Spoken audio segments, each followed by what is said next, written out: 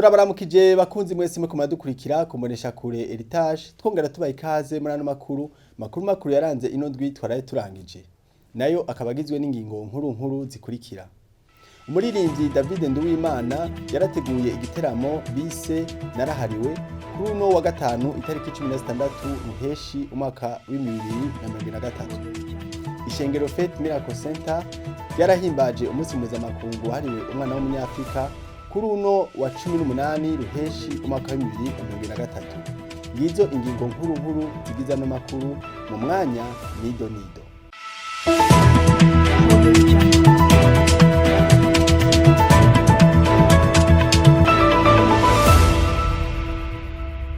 Nongeye kubaha ikaze muri ano makuru.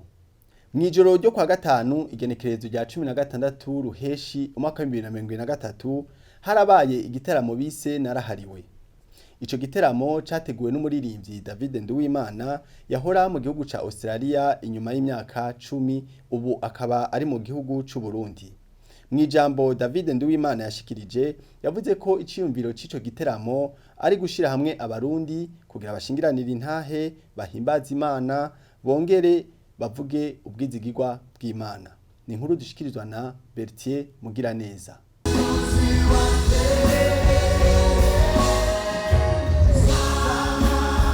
Ico giteramo citabwe n'abaririmbyi baha mu Burundi nk'intumwa Apollinaire Habonimana, umugwi Redemption Voice, Club Amagaba hamwe n'umuririmbyi Alexis Dusabe ava mu gihugu c'u Rwanda. David Nduwimana yateguye ico giteramo yavuze ko iciyumviro caje mu ntumbero yo gushira hamwe abarundi kugira ngo bagire ibihe vyiza vyo gushimingiranira intahe no kwibutsanya ko Yesu ari umwizigirwa kandi ko adahinduka.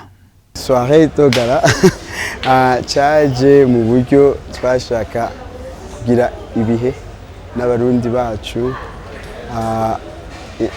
inyuma y'imyaka 10 iheze tugire ibihe byo gushinganira intahe no kuvuga Yesu no kwibutsanya ko Yesu ari umwizigirwa kandi ko adahinduka. Rero ndashima Imana ko Imana yaje umwanya twaba twagize ivyo bihe kandi twaba twashoboye kuvuga cyangwa gushinga intahe kugira neza kw'Imana. Nayo Marcus ava mu gihugu ca Australia avuga ko igiteramo nk'iki gituma haba ubumwe no guhimbaza Imana n'umunezero mu bantu.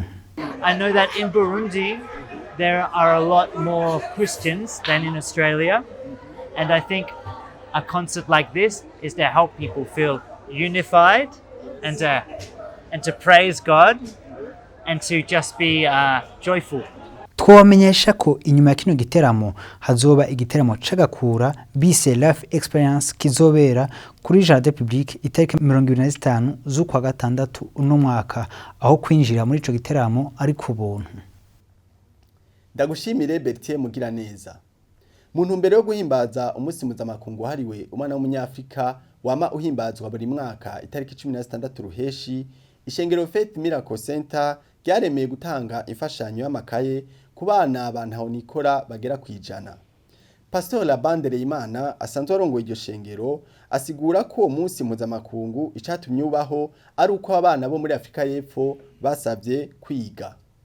Ni inkuru dushikirizwa na Ciprire Habimana. Kuri uyu wa Mungu igenekerezo rya 18 Ruheshi 2023 ishiramo Faith Miracle Center yarahimbaje umunsi mukuru mpuzamakungu wahariye umwana w'umunyafrika wama uhimbazwa igenekerezo rya 16 Ruheshi.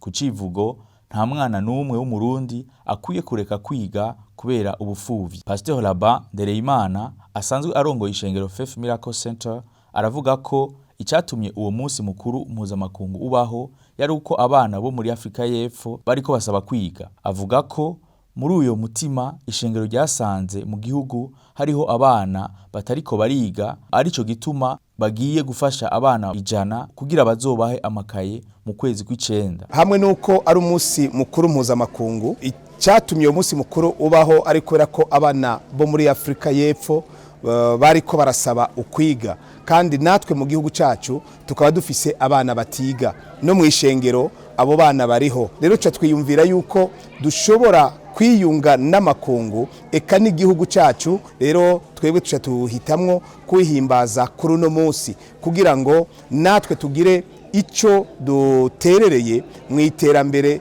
ry'igihugu mugabo kandi no muri kazoza k'abana kuko no mu ishengero dufise abana kandi kuri no mutumba dufiseho abana nabo nyene badafise uburyo bwo gushobora kwiga kandi twibaza yuko dushobora gufasha kubw'ivyo rero tuzotangurana abana 100 kugira ngo buri mwana dushobore kumuronsa ibikoresho vy'ishuri mu ntango tuzobaronsa amakaye ariko muri uyu mugambi ni umugambi twifuza yuko kubera ko abo bana tutazobafasha rimwe ngo tuce tubareka tuzobandanya nabo umwe wese ku rwego agezeko tuzomuherekeza kugeza arinde aheza amashuri mato aje mu mashuri yisumbuye eka aje no muri kaminuza. Jeanne Pomsen Ntakubundi arongoye igisata c'abana mu ishengero Faith Miracle Center abona ko hariho abana babaye mu karenganyo bakicwa bariko basaba ivyo bari bafitiye uburenganzira